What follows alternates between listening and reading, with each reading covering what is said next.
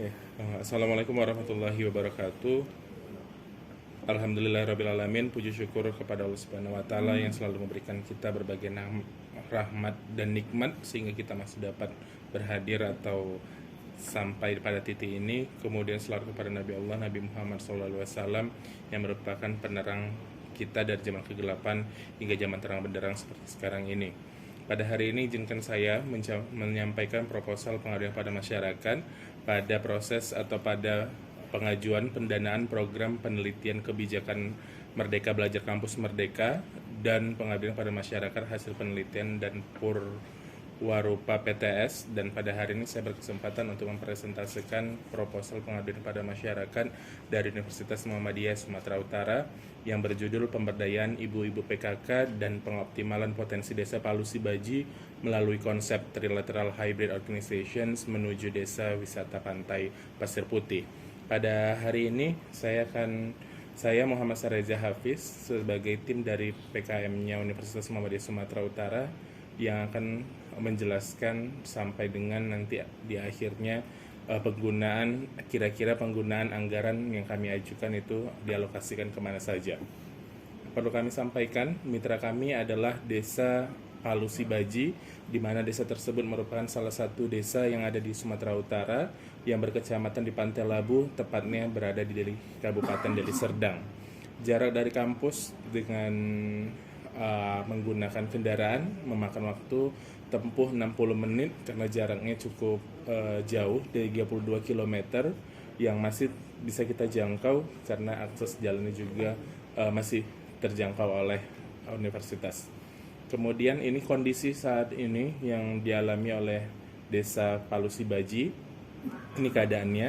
Di balik keadaan ini, potensi desa yang dimiliki oleh Desa Palu Sibaji, yang pertama penduduknya kurang lebih dari 1000 kakak, yang 48%-nya merupakan usia produktif, yang artinya mampu beraktivitas dan berkegiatan untuk mengembangkan dan memajukan yang namanya desa tersebut, karena potensi yang desa miliki berupa pantai pasir putih dianugerahi sebagai sumber daya alam namun tidak dikelola dengan baik. Seperti slide sebelum yang saya tunjukkan, keadaan pantai sangat tidak terurus. Nah, keunggulan desa tersebut juga memiliki BUMDes yang aktif, Jaya Bersama, namun memang sasaran daripada BUMDes belum tepat sasaran untuk pengelolaan potensi desa tersebut. Kemudian jarak desa tersebut berada 15 km dari Bandara Kuala Namu International Airport, yang artinya menjadi garda terdepan atau peluang besar serta potensi menjadi desa wisata, karena kalaupun ada turis lokal maupun internasional yang datang ke Indonesia atau yang datang ke Medan melalui perantara KNIA, terus kemudian ada waktu transit, bisa berkunjung ke Desa Palu Sibaji. Kalau Desa Palu Sibaji ini dapat kita jadikan sebagai desa wisata Pantai Pasir Putih. Nah, saat ini produk lokal mereka hasil tangkapan nelayan, karena mayoritas penduduk berpenghasilan dari profesi nelayan, dan produknya juga merupakan produk-produk unggulan kalau kita bisa mengeksplorasi keadaan desa tersebut. Nah, dari potensi yang mereka miliki, permasalahan Desa Palu Sibaji kami bagi menjadi 3, yaitu keberadaan desa, sumber daya manusia, serta potensi desa.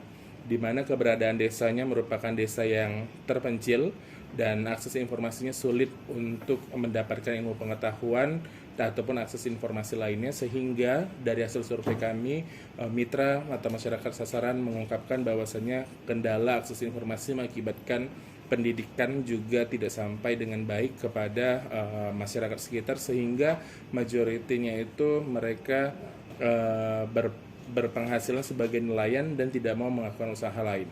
Di satu sisi, dengan potensi desa yang mereka miliki, TNP 2K tetap dan masih mengkategorikan Desa Palu Sibaji sebagai desa tertinggal dan merupakan sasaran atau potensi utama yang harus dikelola dan dikembangkan oleh pemerintahan.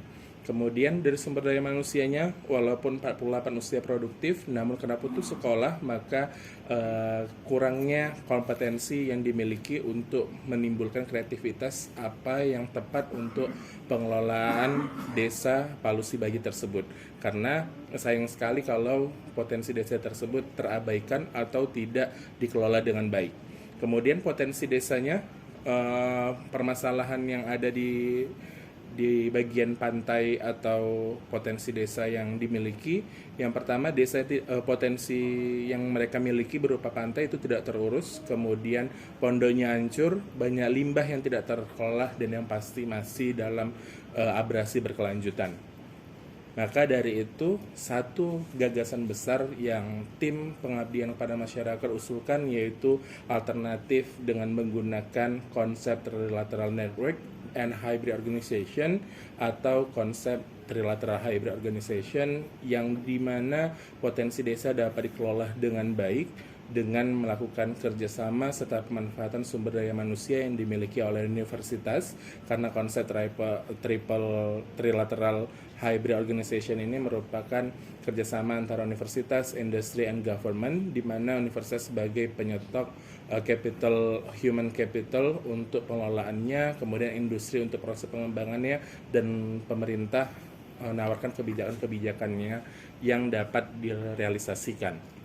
Dari alternatif pemecahan masalah ini, maka tim juga merumuskan rangkaian kegiatan yang dilakukan oleh Universitas Muhammadiyah Sumatera Utara melalui tim pengabdiannya.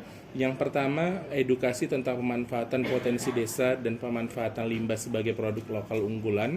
Kemudian pelatihan dan pendampingan pemanfaatan potensi desa Palu Sibaji sehingga menjadi desa wisata Pantai Pasir Putih. Kemudian pendampingan dan pelaksanaan pembuatan konsep pantai wisata menuju desa pantai wisata Pasir Putih. Kemudian selanjutnya kami juga akan memperkenalkan kecanggihan teknologi kepada ibu-ibu PKK di Desa Palu Sibaji melalui pelatihan digital marketing, kemudian mendampingi Desa Palu Sibaji dan menyusun draft kerjasama trilateral hybrid organization serta melakukan penjajakan kerjasamanya. Di minggu keempat Desember 2021 nanti, kami akan melakukan monitoring dan evaluasi, kemudian penyusunan rencana tindak lanjut, serta pelaporan akhir dari pelaksanaan PKM. Setiap proses yang kami lakukan, kami menetapkan indikator keberhasilan, di mana ada 7 indikator yang harus tercapai kalau program ini terrealisasi dan dinyatakan berhasil.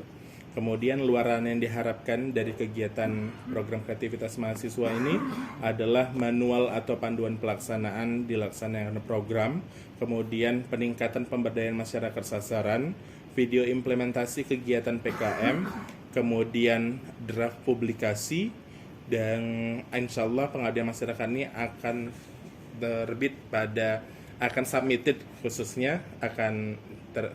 pada Jurnal Pengabdian Masyarakat Asiologia Sinta 3, yang kemudian kami juga akan melakukan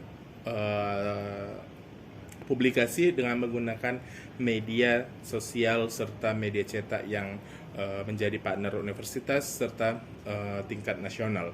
Kemudian untuk yang paling penting dalam proses pengelolaan ini, di mana jejaring kerjasama antara type Helix hybrid ini menjadi yang bisa untuk dikembangkan dan bisa menjadi solusi untuk proses pengelolaan sumber daya manusia yang dimiliki oleh Desa Palu Sibaji.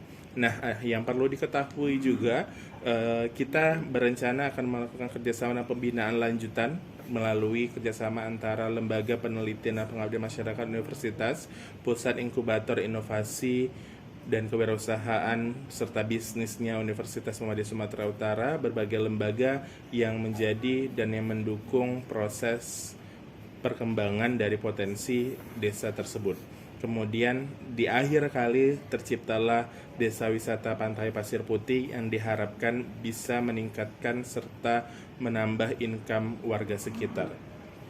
Selanjutnya, anggaran yang kami ajukan sebesar 139.400.000, di mana dialokasikan untuk belanja bahan habis pakai sebanyak 36%, kemudian belanja perjalanan lainnya sebanyak 23%, kemudian belanja untuk honorarium hanya 16%, karena kami berfokus pada pengembangan sumber daya manusia dan pengembangan potensi desa, sehingga belanja bahan habis pakai dan belanja lainnya serta belanja perjalanan lainnya menjadi prioritas kami daripada belanja honorarium yang dapat digunakan. Akhir kata, saya dari tim Pengabdian pada Masyarakat Universitas Muhammadiyah Sumatera Utara, mengucapkan terima kasih kepada semua pihak yang terlibat, dan semoga informasi yang kami sampaikan menjadi informasi baru dalam pengembangan desa dan pengembangan potensi desa, serta keberhasilan dalam pengabdian pada masyarakat yang merupakan hasil dari penelitian MBKM. Terima kasih saya ucapkan. Assalamualaikum warahmatullahi wabarakatuh.